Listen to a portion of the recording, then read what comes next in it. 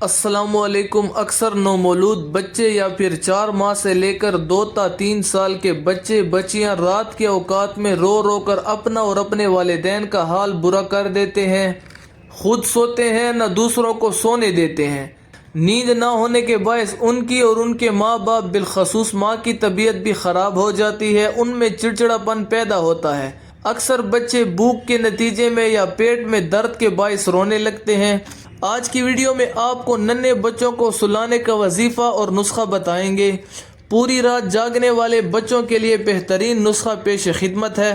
چھوٹے نومولود بچے جو رات کو نہ خود سوتے ہیں اور نہ ماں کو سونے دیتے ہیں، رات کو سونے سے پہلے سرسوں کے تیل سے بچے کے پاؤں پر ہلکے ہاتھوں سے مساج کریں۔